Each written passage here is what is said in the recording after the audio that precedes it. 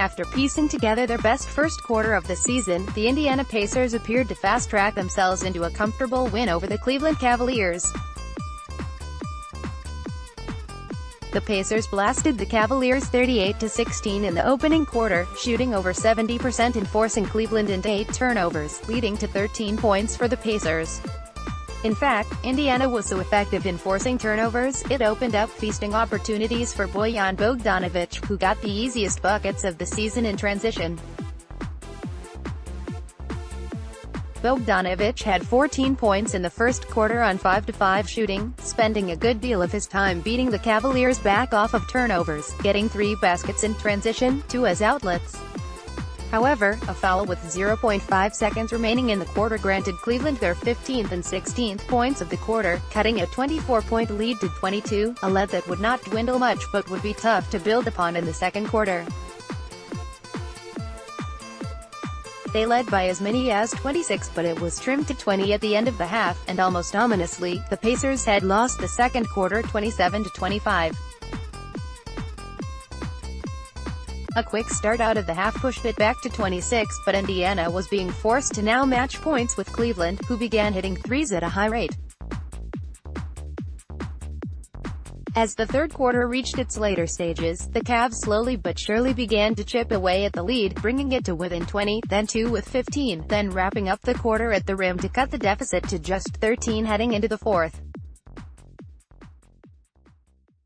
In that third, the Pacers allowed 36, forcing Nate McMillan to use 2 timeouts in a 2-minute stretch that didn't appear to offer much resistance and slowing down Cleveland's offense. The Pacers had just 3 stops the entire third quarter while also allowing the Cavs to score on their final possession of all 3 quarters, giving them 6 extra points. Things didn't get much better for the Pacers' defense in the fourth. The Cavaliers managed to bring the game within single digits twice in the first 6 minutes, and though that's something that happened each time, Indiana appeared to right themselves enough, pushing the lead back out to 14 each time. Unfortunately, they were never able to push it beyond that, in part due to bad shot selection. Up 11 with 4:17 left, Victor Oladipo missed 2 threes and committed 2 fouls. On the night, Oladipo, eventually setting up Cedi Osman to again bring the Cavs to 9 down. Missed shots continued to pile up as the lead was cut to 5. A timely and one by Thaddeus Young made it 8, but it proved short-lived as Osman hit a big 3 to make it a 113-108 Pacers lead. Though Oladipo had struggled much of the night, he came through late, scoring 5 straight Pacers points as part of his 17, including a big 3 off of an offensive rebound with 1:06 left to again make it an 8-point game. That proved to be enough as Indiana managed to hold on late for the 123-115 win, but it proved to be anything but easy, something they were surely hoping for on the first night of a back-to-back. When all was said and done, the Cavaliers had outshot the Pacers, hitting more threes and free throws. Cleveland scored 72 second-half points to put themselves back in the game late, taking full advantage of Miles Turner missing his second game with a sore shoulder. The Pacers managed to come out on top due to turnovers, winning the turnover battle 16-6 and outscoring the Cavaliers 22-13 in points off turnovers, but beyond that, it proved a difficult go when the Pacers lost the last 3 quarters 99-85. Part of that can fall on the bench for the second straight game for failing to keep pace with the opposing second unit, allowing Jordan Clarkson to score 26 points and only getting 1 double-figure scorer in Corey Joseph, who had 11. Joseph was a big lift from 3-point range, hitting 3-5 on a night when the Pacers shot 10-26 overall. He and Doug McDermott were the only bench players to hit a 3 on 12 attempts. Tyreke Evans continued to struggle with just 5 on 2-7 shooting, but McMillan expanded the rotation to add in time for TJ Leaf, scoring 9 points on 4-5 shooting.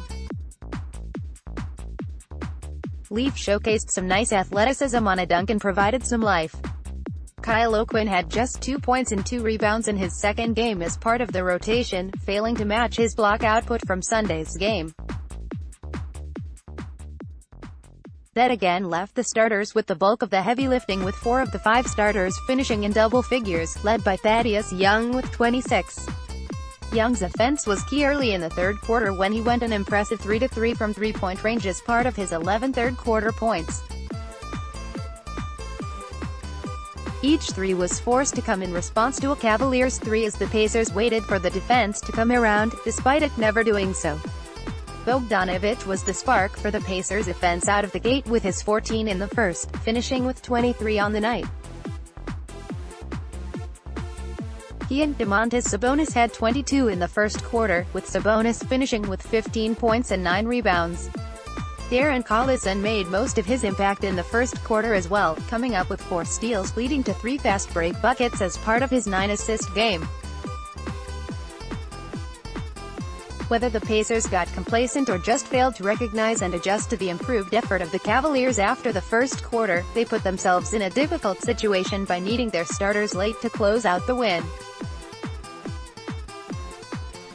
That included 30-minute nights from every starter sans Collison, setting up a back-to-back showcase against the Boston Celtics with a little extra mileage than they surely had hoped they'd need. That said, the Pacers, who were 4-1 on the second night of back-to-backs, have not had a whole lot of extra rest heading into these games, though they are 1-1 in games where the majority of starters have had to play 30 minutes in this game. The one win came leading up their first matchup of the year against the Celtics, but Boston, much like the Pacers, have greatly improved since their first meeting, setting up a very difficult road test tomorrow night.